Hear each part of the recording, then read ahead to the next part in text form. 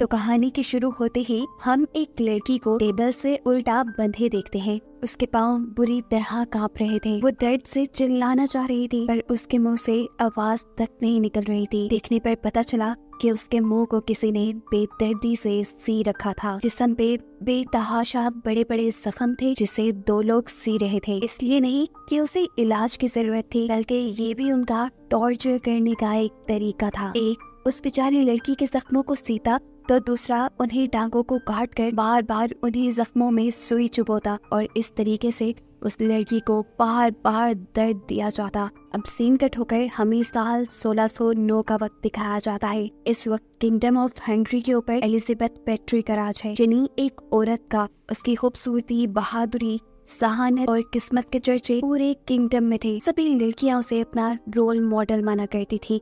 जिस किसी को भी वो अपने कैसल में काम करने के लिए सिलेक्ट करती, उन लड़कियों को भी बहुत किस्मत वाला माना जाता था। इसी तरह आज इस कैसल में आई है लेडी मार्गरेट नाम की एक लड़की, जिसे खुद एलिजाबेथ पेट्री ने अपनी पर्सनल असिस्टेंट के तौर पे चुना है। यही वजह है कि लेडी मार्गरेट खुद और उसकी फैमिली उसे बहुत ही किस्मत वाला मानने लगे हैं। लेडी मार्गरेट भी एक रॉयल ब्लड लाइन से है, लेकिन फाइनेंशियली उनके हालात कुछ खास अच्छे नहीं। एलिजाबेथ की खास मेट ईवा लेडी मार्गरेट को खुद उसके घर से लेने गई थी। लेडी मार्गरेट खुद कैसल में आने पर बहुत खुश थी और जब उसने यहाँ आकर देखा कि एलिजाबेथ खुद उसे वेलकम करने के लिए नीचे आई है, तब उसकी खुशी का कोई ठिकाना ही नहीं रहा। और इसी खुशी और एक्साइटमेंट में उसने ये नोटिस ही नहीं किया कि उसके इर्द गिर्द सब कुछ कितना अजीब है। यहाँ पर काम करने वाली हर लड़की घबराई हुई है और सभी की आंखों में डर है। अजीब सन्नाटा गुज रहा था इस कैसल में और तभी एक मेड वहाँ से कुछ लेकर गुजरती है और गलती से उसकी बास्केट गिर जाती है, जिसके गिरने पर वो बुरी तरह घबरा गई थी। उसे तो छोड़े, ईवा भी बुरी तरह घबरा गई और जल्दी से उस मेड के साथ वो सारी चीजें समेटने लगी और ये चीजें समेटते हुए उसे किसी नोकीली चीज से कट भी लग गया। खैर यहाँ पर खुद एलिजाबेथ लेडी मार्गरेट का हाथ पकड़कर उसे कैसल के अंदर ले आती है। मार्गरेट तो अभी तक शौक से बाहर नहीं निकली थी कि जिस क्वीन एलिजाबेथ की उसने कहानियां सुनी थी, आज वो उसके सामने है और उसे किसी खास मेहमान की तरह ट्रीट कर रही है। हालांकि वो तो एक सेक्रेटरी, एक नौकर के तौर पे यहाँ आई है। क्वीन एलिजाबेथ मार्गरेट को इस कैसल की कहानी भी सुनाती है जो कि उन्हें उनके हस्बैंड ने गिफ्ट किया था। क्वीन एलिजाबेथ की जब शादी हुई तब वो सिर्फ 11 साल की थी और बेतहाशा खूबसूरत थी, जबकि किंग हंगरी के यानी इस पूरे इलाके के सबसे बहादुर नाइट यानी सबसे बहादुर जंगजू थे और इसी वजह से उनकी जोड़ी की मिसालें दी जाती थी। लेकिन फिर पता नहीं किसकी उनको नजर लग गई और किंग किसी बीमारी की वजह से इस दुनिया से चल बसे। ये बात करते हुए क्वीन एलिजाबेथ काफी इमोशनल हो गई थी, इसीलिए ईवा मार्गरेट को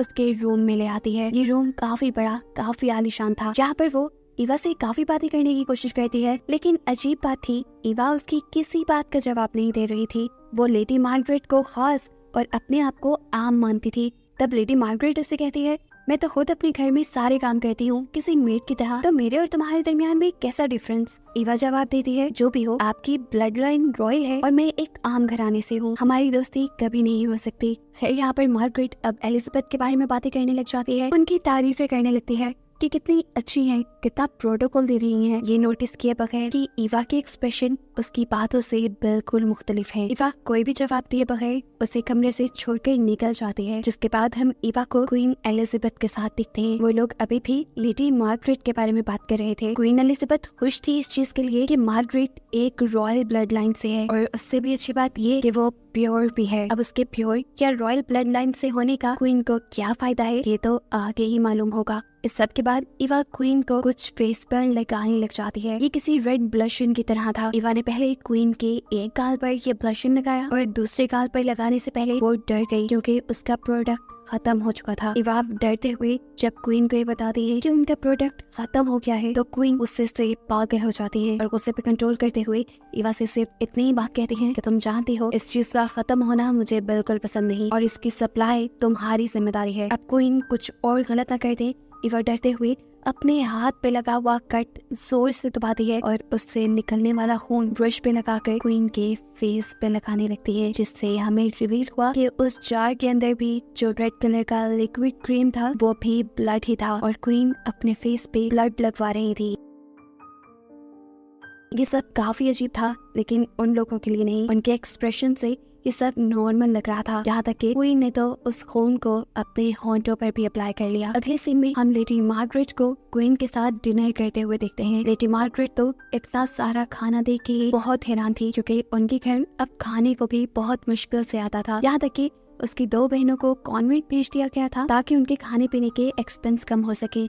यहाँ क्वीन भी मार्गरेट की सेहत का ख्याल रखने को उसे कहती है और उसे ऑर्डर देती है कि तुमने ज्यादा से ज्यादा फ्रूट और हनी का इस्तेमाल करना है, जो कि ब्लड बनाने और उसे प्योर करने में काम आता है। अब क्वीन एक मेड को हनी लाने को कहती है, जो जब हनी मार्गरेट को ऑफर करती है तो मार्गरेट नोटिस करती है कि उसके हाथ पे बहुत गहरे जख्म थे। मार्गरेट ने जब उससे पूछा कि तुम्हें ये जख्म कैसे आए हैं, तो उसने घबराते हुए जवाब दिया कि किचन में काम करते हुए उसे जख्म आ गए, और ये बात मार्गरेट को कंफ्यूज कर गई। इतनी देर में क्वीन ने अपने डॉग्स को मार्गरेट से मिलवाने के लिए यहाँ बुलवाया। जो डॉग्स पालतू तो बिल्कुल नहीं लग रहे थे, वो कोई जंगली डॉग्स की तरह बिहेव कर रहे थे। उन डॉग्स को देखकर मार्गरेट तो क्या, यहाँ की सब मेड्स भी डर रही थी, लेकिन क्वीन यहाँ सबको फोर्स करती है उन डॉग्स को अपने हाथ से खाना खिलाने के लिए। मार्गरेट इस कैसल में बहुत खुश थी, क्योंकि वो नहीं चाहती थी कि आने वाले कल में उसके साथ क्या होगा। वो यहाँ पर हर हाल में ईवा से भी दोस्ती करना चाहती थी, लेकिन ईवा की पहले वाली ही जिद थी कि वो मार्गरेट से दोस्ती नहीं कर सकती, क्योंकि वो दोनों बराबर नहीं है। फिर अब ईवा के जाने के बाद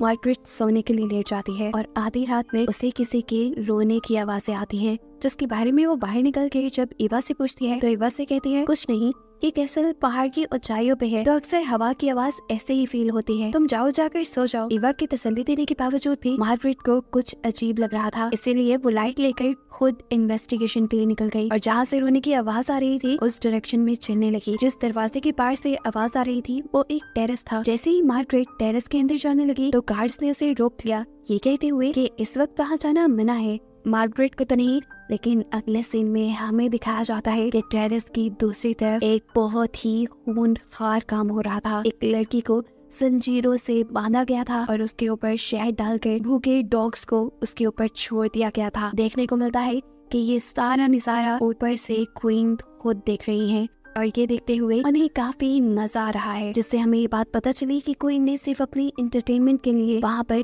उस लड़की की जान को खतरे में डाला हुआ था।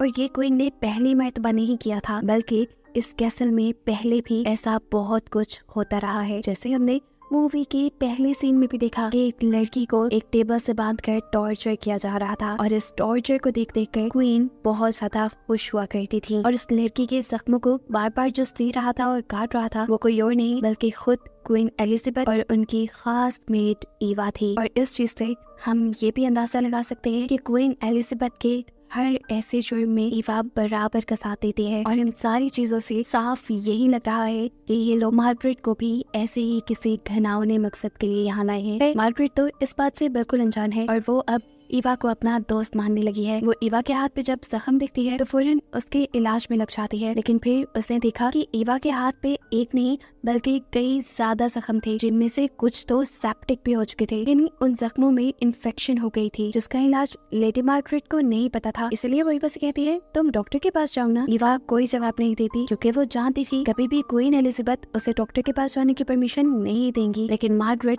जिसे क्वीन एलिजाबेथ के इस घिनौने चेहरे के बारे में अभी नहीं पता था, वो क्वीन एलिजाबेथ से जाकर रिक्वेस्ट करती है कि ईवा को डॉक्टर के पास लेकर जाया जाए और क्वीन उसे अच्छाई के झांसे में रखने के लिए उसकी बात मान भी जाती है। डॉक्टर के पास जाने से पहले मार्गरेट ईवा से सवाल करती है कि मैंने नोटिस किया है यहाँ की हर मेड के हाथ, पाँव या किसी भी जगह पे कोई गहरे जख्म है। ऐसा कैसे हो सकता है कि वो सारी बददेहान हो और अपने आप को चोट लगा सके? ईवा के पास उसे देने के लिए कोई जवाब नहीं था। वो चुप रही और आगे बढ़ गई। मार्गरेट जितना ईवा का ख्याल रखने लगी थी, अब ईवा को भी मार्गरेट अच्छी लग रही थी। दिल ही दिल में वो ये सोचने लगी थी कि जैसा उसने बाकी लोगों के साथ किया वैसा वो मार्गरेट के साथ नहीं कर सकती। वो किसी भी हाल में मार्गरेट को यहाँ से भगाने का सोच लेती है, लेकिन ये सारा काम उसे क्वीन एलिजाबेथ से छुप कर करना था। इससे पहले कि वो कोई प्लान बना पाती, क्वीन एलिजाबेथ उसे मार्गरेट को लाने का ऑर्डर दे देती है और ये सुनकर ईवा खौफ से पागल हो जाती है, क्योंकि उसे नहीं पता था क्वीन एलिजाबेथ मार्गरेट को इतना जल्दी अपना शिकार बना लेंगी। वो कुछ सोचते हुए अब क्वीन के पास जाती है और मार्गरेट की जान बचाने के लिए क्वीन को समझाने लगती है और कहती है कि हम मार्गरेट के साथ ऐसा कुछ नहीं कर सकते, क्योंकि मार्गरेट एक नोबल फैमिली से है। बेशक उनकी फाइनेंशियल कंडीशन अच्छी नहीं, लेकिन उनको लोग जानते हैं और अगर मार्गरेट को कुछ हो गया तो जरूर उनके घर वाले आप पे सवाल उठाएंगे।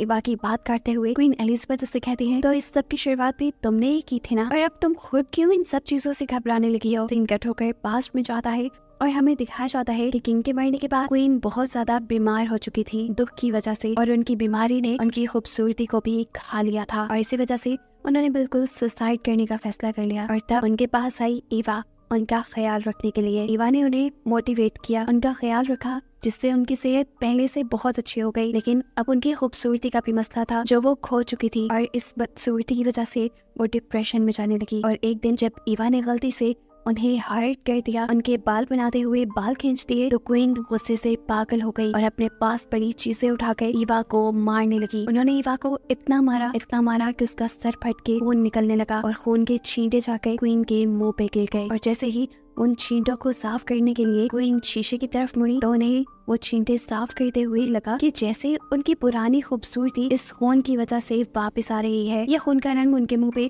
बिल्कुल उनके पुराने ग्लो जैसा था। ये रियलाइज होने के बाद क्वीन जैसे एकदम से ही डिप्रेशन से बाहर निकल आई, और उन्होंने खून को ही किसी ब्यूटी प्रोडक्ट की तरह इस्तेमाल करना शुरू कर दिया, जिसकी सप्लाई उनके लिए इवा करती थी, लड़कियों को टॉर्चर करके। और इसी खून की वजह से कुछ ही अरसे बाद एलिजाबेथ पहले से भी ज्यादा खूबसूरत दिखने लगी। उनकी खूबसूरती तो वापस आ गई थी, लेकिन इसको बरकरार रखने के लिए अब क्वीन और इवा ने लड़कियों को मारना शुरू कर दिया। अब क्वीन का मानना ये था कि मरते हुए लड़कियों को जितना ज्यादा टॉर्चर किया जाएगा, उनका खून उनकी ब्यूटी के लिए उतना ही ज्यादा अच्छा होगा। इसी वजह से वो लड़कियों को बहुत टॉर्चर करती थी। हर रोज वो लड़कियों को मारने और टॉर्चर करने के नए नए तरीके ढूंढने लगी, और आहिस्ता आहिस्ता ये सारा काम उनका शो बन गया। इवा ना चाहते हुए अब क्वीन के साथ फंस चुकी थी। वो मार्गरेट को बचाना चाहती थी, लेकिन अब क्वीन का हुक्म था कि मार्गरेट को फौरन रूम में लेकर आया जाए। अब क्वीन के कहने पर इवा मार्गरेट के पास तो चली जाती है, लेकिन मार्गरेट को बचाने के लिए इवा उसे सारी सच्चाई बता देती है कि कैसे वो लोग लड़कियों को टॉर्चर करके उनका खून निकालते हैं। वो उसे जल्दी से इस कैसल से बाहर निकलकर सारी सच्चाई पुलिस को बताने को कहती है। ये सब बहुत अजीब था, मार्गरेट को बिल्कुल यकीन नहीं आ रहा था। ये सारा किस्सा, ये सारी कहानियां सुनने के बाद मार्गरेट को इवा से ही डर लगने लगा, और वो इवा की बात मानने के बजाय और इवा के बताए रास्तों पे चलने के बजाय वो इवा से ही दूर भागने लगी, और पहुंच गई उसी खास रूम तक जहां क्वीन इस इंतजार में थी कि कब इवा मार्गरेट को लेकर यहाँ पर आए और वो उसे टॉर्चर करके उसका रॉयल खून अपने मुंह पे लगाकर अपनी खूबसूरती को एक ही दम से कई गुना बढ़ा ली। यहाँ पहुँचने के बाद एलिजाबेथ मार्गरेट को पकड़ लेते हैं, और मार्गरेट को बचाने के चक्कर में इवा खुद भी मारे जाते हैं। ना वो खुद को बचाने में कामयाब रही और ना ही मार्गरेट को। एलिजाबेथ इन दोनों को इतना टॉर्चर करती है जितना वो कर सकती थी। उन्होंने इवा का नहीं चाहिए था। इवा को उन्होंने सिर्फ अपनी इंटरटेनमेंट के लिए टॉर्चर किया था, और इस सारे टॉर्चर के बाद मार्गरेट के साथ इवा भी मर गई। अब वो मार्गरेट के खून से अपने आप को नहला रही थी, ये जाने बगैर कि उनके कैसल से कोई भाग गया है। एक लड़की जिसे मार्गरेट की तरह ही अभी यहाँ लाया गया था, उसे किसी तरह इस कैसल की सच्चाई पता चल जाती है, और वो होशियारी से क्वीन एलिजाबेथ की वो डायरी चुराकर इस कैसल से भाग जाती है, जिस डायरी में क्वीन ने अपनी शिकार बनाई सभी लड़कियों के नाम लिखे हुए थे। ये डायरी पुलिस को देने के बाद पुलिस ने फौरन एलिजाबेथ को पकड़ लिया, और इस सब के बाद पूरी दुनिया को क्वीन एलिजाबेथ की सच्चाई पता चल गई। उनके इन सारे बुरे कामों के जुर्म में उन्हें उन्हीं के कमरे में बंद कर दिया गया, और उनके कमरे के सारे दरवाजे और खिड़कियां भी बंद कर दिए गए। बस इतना सा दरवाजा खुला छोड़ा गया जिससे खाना ही अंदर जा पाता था। यहाँ पर रहकर भी क्वीन ने अपनी एडिक्शन नहीं छोड़ी, इन्हीं खून से अपने आप को खूबसूरत बनाना नहीं छोड़ा, चाहे अब वो खून उनका अपना ही क्यों ना हो। वो अब अपने आप को टॉर्चर करके अपने आप को खूबसूरत बनाने लगी, क्योंकि उन्हें लगा कि अब वो मरकर अपने हस्बैंड के पास जाएंगी, और उनके लिए उन्हें खूबसूरत होना चाहिए। फिर थोड़ा ही अर्सा गुजरा और क्वीन लोगों को अपने रूम में मरी हुई मिली। उनकी मौत कैसे हुई ये किसी को नहीं पता, लेकिन ये बात सब जानते हैं कि ये कहानी असल है। हिस्ट्री आज भी 1609 की क्वीन एलिजाबेथ को सबसे ब्रूटल क्वीन मानती है, क्योंकि कई साल तक वो सीरियल किलिंग में मुलविस रही और आखिर में उन्हें इसकी सजा भी मिली।